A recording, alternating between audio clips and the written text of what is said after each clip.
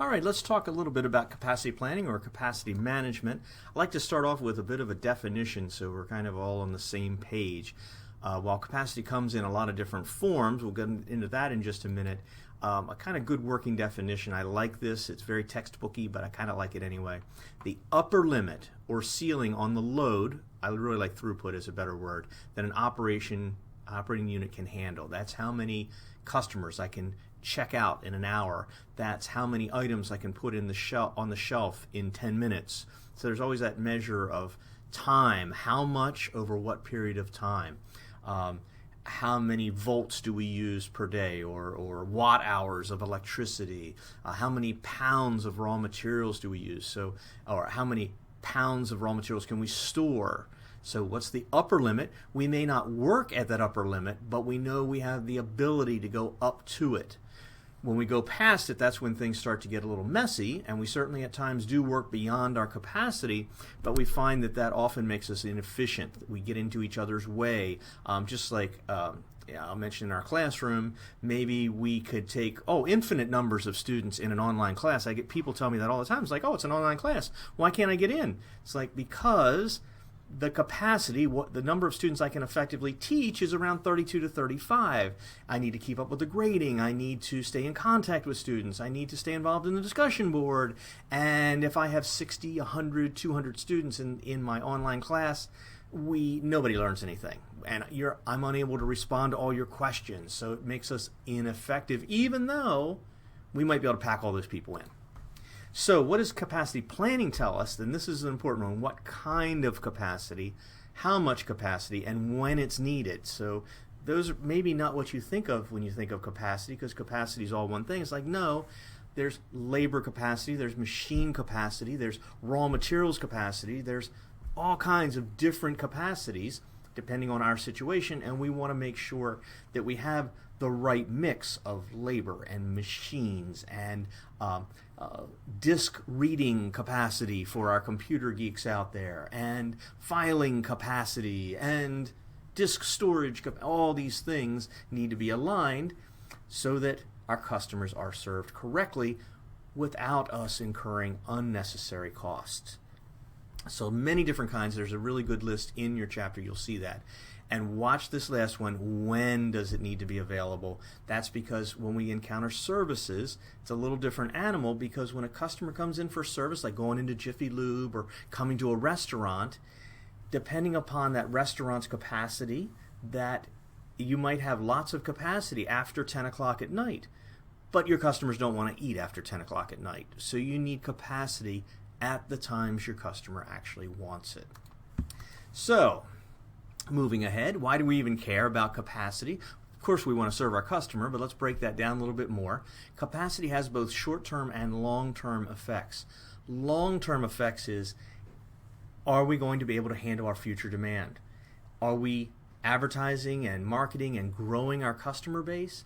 Will we have the capacity to serve that customer base, whether that's restaurant tables, whether that's Amazon's ability to pick and deliver materials same day, next day, and so forth? Will they be able to meet that future demand? And then another issue for you accountants, keep this in mind, initial cost and capitalization. So we're going to lay out a lot of money to have capacity available. We're going to build buildings and warehouses and buy trucks and rent space and buy computers and install tables and chairs. They all cost money. And if we haven't invested enough, then we don't have enough capacity, and our customers are going to walk away. And if we have too much, then we're going to have money tied up in capacity that we can't use, which would be another bad choice.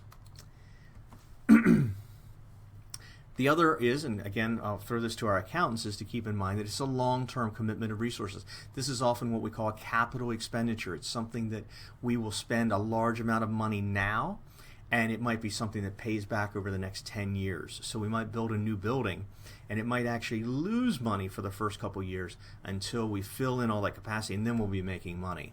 So it's a long-term commitment of resources once we invest in that computer or that building or that space, and we need to make sure that that's actually going to bring us a return. So you can think of return on investments. Short-term effects. It affects our competitiveness. Do we have capacity that will attract customers? Operating costs. If we have this capacity, then we're going to have to heat it, cool it, clean it, paint it, vacuum it, whatever. If they're employees, then they're going to need to be trained. They're going to need to be motivated. So there's lots of issues that we don't want capacity that we cannot use, that we cannot make money on. And manageability, very odd spelled word, but manageability is another issue, because as we grow that capacity, think about Hazel. We talked about Hazel's capacity for the lawn care. If she adds crews, she's going to have to supervise those crews. She's going to have to train those crews. She's going to have to write paychecks to those crews. She's going to have to do timesheets. So as we grow capacity, we're going to have to invest more money in managing that capacity. Lots of issues in there. So we'll do a little math. I just want to touch on this because you're going to see some problems in there. There's different, I don't know what to call it, but different, I hate to say types of capacity because we've talked about labor and machine and so forth. But there's different, kinds of capacity. One is, and you'll see the kind of pattern here in just a second, design capacity. What the engineers and salesmen tell you or sell you. This is my own definition. You'll see it in the chapter. But design capacity, someone might design a house for you, or a new living room, or a new family room, kitchen, patio, and the architect comes back and you say, well, I like to entertain about 50 people on a regular basis. We have about a party every month, especially in football season. And so the architect comes back and they say, here's the perfect design that you'll be able to entertain 50 people. And mathematically and by design it may look great, but the reality is the effective capacity. The reality sets in, and that's how much you can actually use of that capacity. So the maximum output, that's the end result of throughput. Remember throughput from earlier. Taking into consideration product mix, scheduling, maintenance, quality features, training, and breaks. So we may have the perfect kitchen, patio, living family room space laid out, but part of the football season is in the dead of winter, so you won't really be able to use that patio. So effectively, you've got the space, but it really isn't going to help you. Or maybe you have people who are vegans and you have people who are meat lovers and you have all these different people, so you have a product mix. You have to produce lots of different types of food. The kitchen capacity you have may not really work for the type of mix of products that you need to provide. So effective capacity to me is the real deal. It's what you really can deliver on a regular, predictable, consistent basis. I'll give you a concrete example in just a second, I promise. So there's some math involved with these. We talk about then efficiency. Efficiency is a ratio, so it's something over something, just like productivity was. Don't get that mixed up. Efficiency, based on what you can do, how well are you doing it? So you divide actual output by effective capacity. So actual output is, how many customers did I serve today? 10. Well, you really had the capacity to serve 50, so it's 10 over 50, or what is that, 20%? So you can express efficiency as a percentage. The other one is called utilization. This is more for the accountant side because it's actual divided by design capacity. Now you already know I hate design capacity because it's unrealistic, but it's what the facility was supposed to be able to manage. So actual output is the number of customers you did actually serve, divided by the design capacity, what the facility was designed to handle. Now let me give you my really concrete example on this. Our classroom. Some of you have been to classes here on campus. We've got a classroom, I think it's classroom 208, I think it is 208 or 213, it's 213, where it's set up to hold 40 students, and there's computer stations for 40 students. That's the design capacity. Now, as a department chair and as a faculty member, I would never put 40 students in a class in that room because the faculty member can't address all the questions of 40 students who you're working with on an Excel problem or using a specialized software package like Microsoft Project. So while the design of the room is 40, and the dean might come to me and go, my gosh, I gave you a room that seats 40 students. How comes you're not at 100%? And the answer is, it's not the effective capacity of the room. Effectively, I can only seat 32 students in that room. I'm sorry that you designed the unusable room and you wasted all these extra computers and desks, but the reality is that I cannot teach my courses to 40 students at the same time. So a manager, like myself as a department chair, or a faculty member, would be looking at efficiency. So if my effective capacity in the room is 32, do I actually have 32 students each course in each semester? Then I'd be at 100%.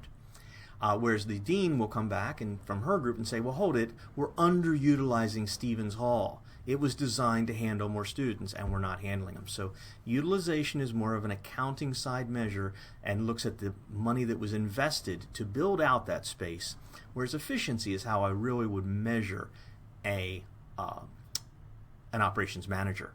And so often our bosses will come to us and they will use utilization and say, oh, you're underutilizing. We have to be able to quickly respond and go, no. The design capacity was wrong. That's not really usable capacity. We need to base my performance on efficiency. Good luck with that. So that's just my summary of what I just said in a much better way. Let's do some math. Example, Pep Boys Auto Center. They have 10 maintenance bays. Each bay should be able to serve 5 vehicles per day. What is the design capacity? Simply would be 5 times 10, or 50. Unfortunately, due to lunch breaks, sickness, training, etc., we can only service about 45 vehicles per day. What is the effective capacity? That would be 45. And that makes sense, right? Because people come into work maybe at 8 o'clock and they work till 4:30, but they get a lunch break in there. And maybe we only work 1 crew a day when really, the building could be operated 24 hours a day. So you've got all this overnight capacity. That's design capacity. Nobody wants to come to class in the middle of the night. So I don't have effective capacity. Again, remember, when the customer wants it. So effective capacity is what I really have available to use. Lately, we've been averaging 42 vehicles per day. What is your current utilization? That would be 42 divided by 50. Remember, utilization is about design capacity. What is your efficiency? That would be actual divided by effective, 42 divided by 45, which would be 93%. So I would be measuring the operations manager, the supervisor, based on this number, looking for them to get these two to come together. So how do we move effective capacity closer to design capacity? We really would like to use as much as we can. Sometimes we can schedule differently. I know in my classroom, if we really wanted to put 40 students in there, I would get a teaching assistant to come in. And then that teaching assistant would be able to help with answering student questions while the faculty member did other things. So we'd have to add more resources on that. We might change the scheduling. We might put out coupons to encourage customers to come at off hours. We've seen that, right? So those kind of things. One of my close to final notes is we've been talking mainly about products, and even though we're servicing customers at Pep Boys, we're really talking about moving cars through the service bays. Service capacity has some little nuances that we have to be careful on. Where is that capacity? Doesn't do any good for me to have Pep Boys space capacity available in Cumberland, Maryland. I need it here in Towson where there's lots of customers. So it needs to be where the customer wants. It needs to be when the customer wants to come do it. And you marketing people, you've seen some of these. Demand variability. How can we manage demand? It spikes, busier during lunchtime, busier on certain days of the week. We do something called demand shaping. You should have run into that into your Marketing 341 course. Demand shaping, how can we encourage customers to behave differently, to come at off-peak hours? So maybe we do Wednesday specials, maybe we take 7 cents off per gallon on Mondays. Those are where we're trying to move customers into areas and times when we aren't so busy. So capacity's got a lot of stuff going on, a little bit long on the video, I know, 14, 15 minutes. But I wanted you to have kind of some framework in your head before you dive into this chapter. It can get a little overwhelming. So go ahead in with your Learn Smart now. Be sure to handle your review questions as you go, and see you on the discussion board.